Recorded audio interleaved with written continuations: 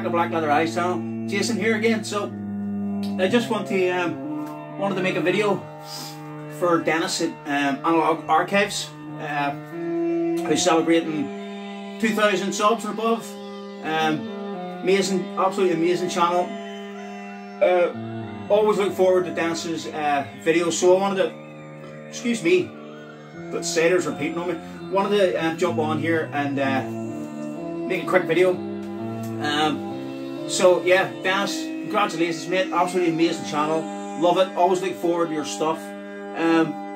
If you're easily crippled by envy when you see OG pressings of old school thrash and like crossover, hardcore punk, death metal demo tapes, you don't want to be going anywhere near Dennis's channel, do you? It's amazing, absolutely fantastic. He's got a treasure trove of amazing stuff in that room he does his videos from. And another thing I love about Dennis is that he's a complete horror hound. So I can completely relate to that. He collects everything from movies, t-shirts, posters. I don't think there's anything the guy doesn't collect that was horror related stuff. So I can completely connect with him on that level just by itself. Amazing guy, amazing channel. So he wants us to show albums by bands, second albums by bands that are as good as or even better than the debut record. So I'm going to get on to it. This, what we're listening to, this is Anorexia by Mort Garson. Synthy sort of stuff, electronic musical impressions of the occult. Alright, so first up, I'm going to go Scumdog's Universe by Gore. And this was the first Gore album I ever heard. I pulled out Hello here as well. I'm going to give this a rattle tonight. I haven't heard it in a while. But this and the album off this, what was it? America Must Be Destroyed, is that the one off this? And those two albums were the big albums for me by Gore. And this was the album really that sent them into the public consciousness. Amazing band, witty, just brilliantly funny, great musicians too, and they just poked fun at all the right people and at human filth, you know. And well, I mean, like Solinizer, Slaughterama, Maggots, Sick of You, so fun track, Sexecutioner, stuff like that. If you don't smile when you're listening to Slaughterama, then you're a fucking brick. What an amazing track. And it's always good to be reminded that Geraldo got his nose broke live on TV.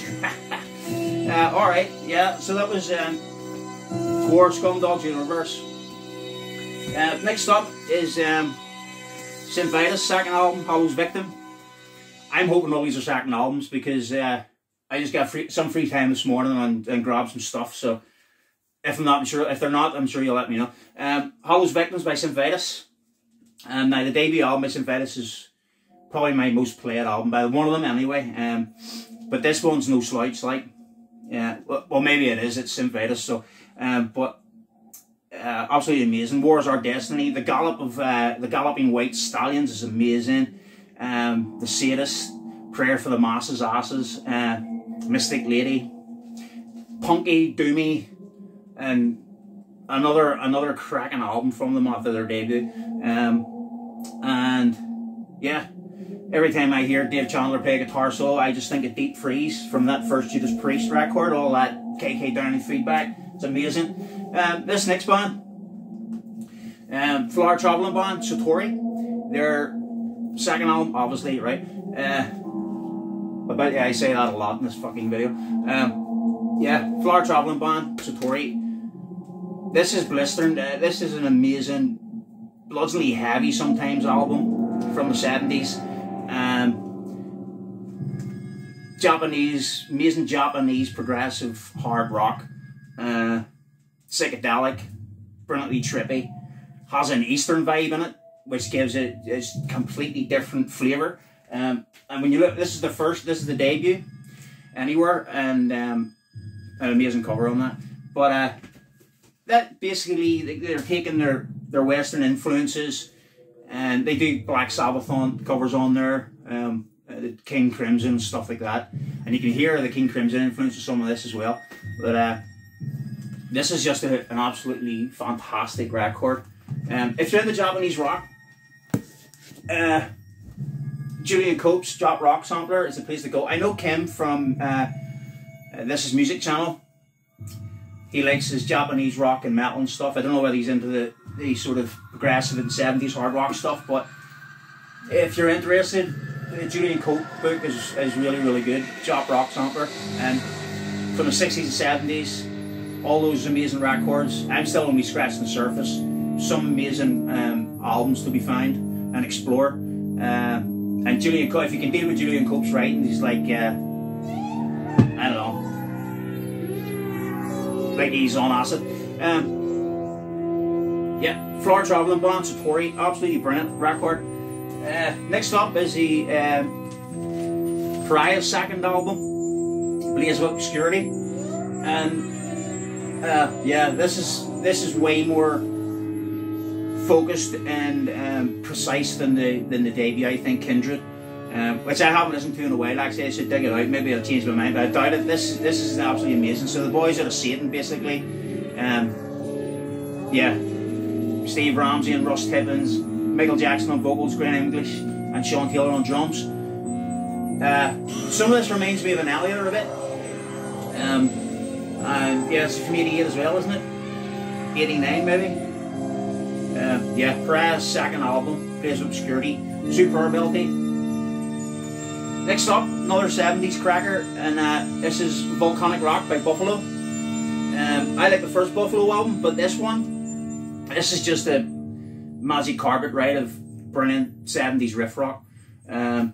Blinkers on, focused on what they want to do. In the first one, you know, they had standard influences and stuff. This one, they just seemed focused on what they were doing. They weren't concerned about what was going on around them, and it just makes an amazing album.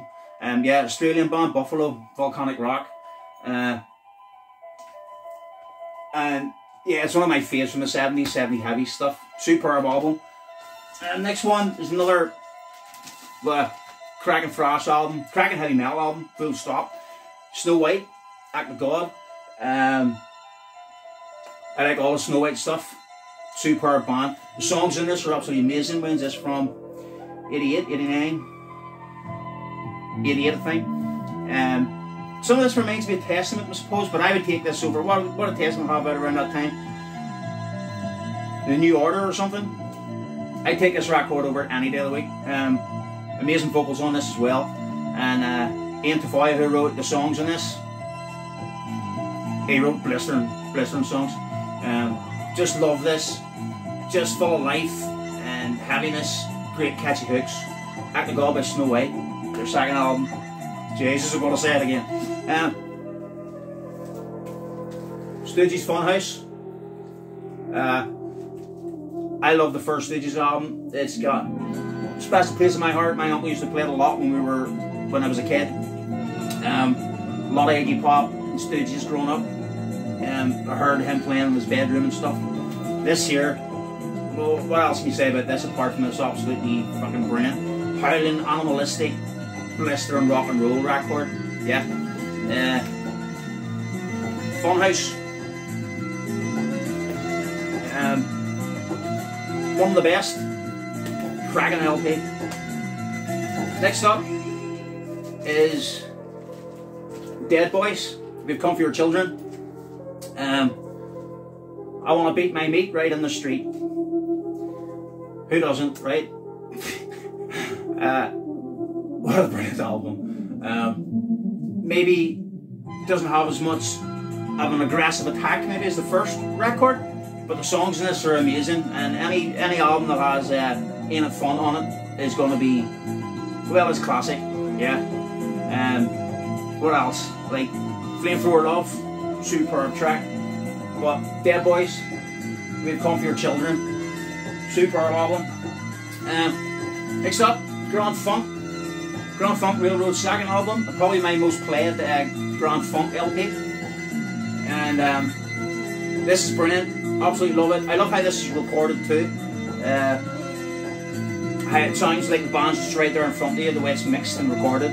superb sounding album, brilliant songs. Got this thing on the move, amazing. Paranoid's on this as well. Paranoid, I forgot to lift out Paranoid. And another thing before I done this, I wanted to put Ramones Leave Home LP in here, and I can't fucking find it. It's going to drive me mental. I'll not be able to sleep tonight. I must have put it away somewhere different in the wrong place, or I'm hoping I haven't lent it, but somebody would have been drunk. But anyway, Grand Funk, commonly known as the Red Album, superb album, love it. Second Plasmatics record is an absolute gem.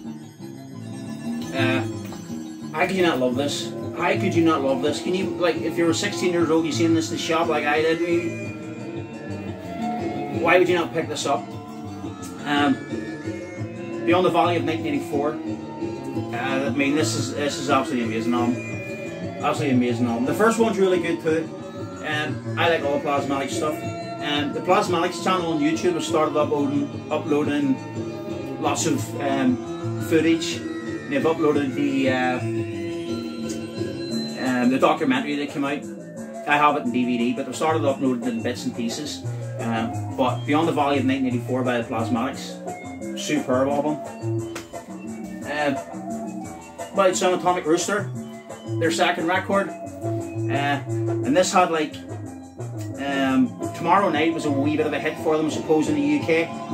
There's the band looking grim in a graveyard. This little sticker came on this when I bought this when I was younger. This little devil sticker, and it just suits the vibe of it so much. I love it. Absolutely amazing album.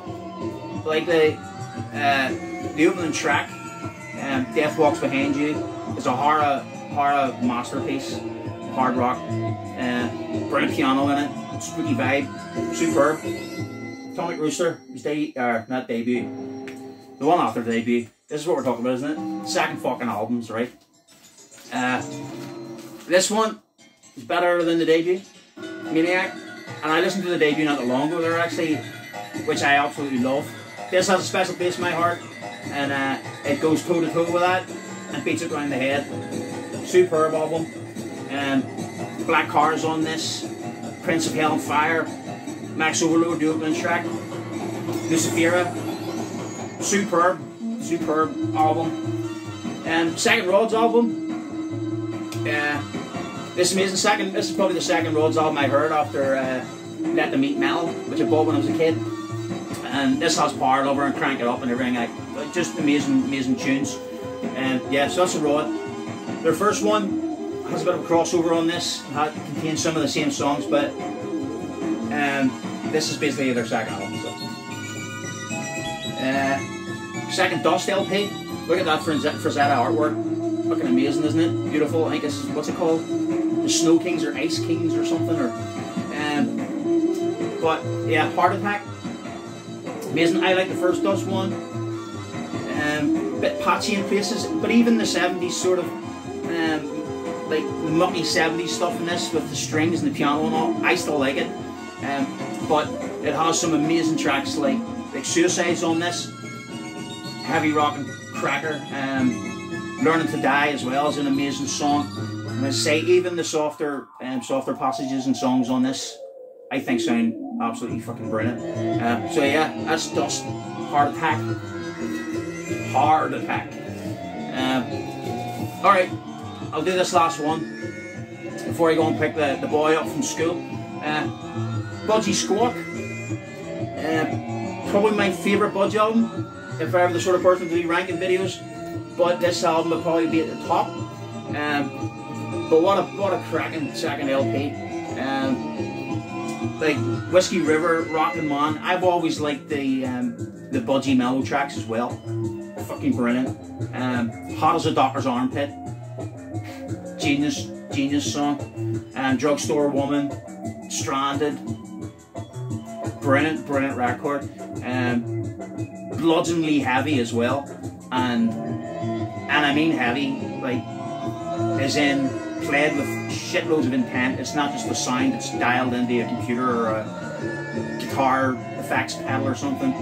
It's heavy, and brilliant. A lot of people talk about the vocals being sort of like Rush and stuff, but I hear a bit of Noddy Holder from Slade in it. And yeah, Squawk by Budgie. And tempted to show my Budgie collection, vinyl collection. Amazon Vitus one, I was thinking about it too. I don't know if you'd be interested. But yeah, that's it. I'm gonna go and pick a wee one up from school, and I'm gonna freak out because I can't find that fucking Ramones album. But anyway, congratulations to you, Dennis. Absolutely amazing channel, man. Hail, Hara, hail. All the best. Bye.